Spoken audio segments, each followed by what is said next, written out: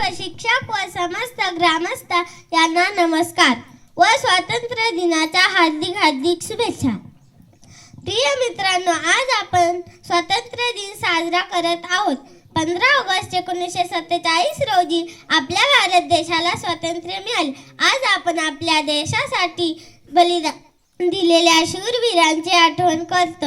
महात्मा गांधी, भगत सिंग, सुभाषचंद्र बोस यासारख्या अनेक वीरांच्या पराक्रमाने, त्यागाने आपल्याला स्वातंत्र्य मिळाले। त्यांनी आपले प्राण पणाला लावून आपल्याला स्वातंत्र्य केले।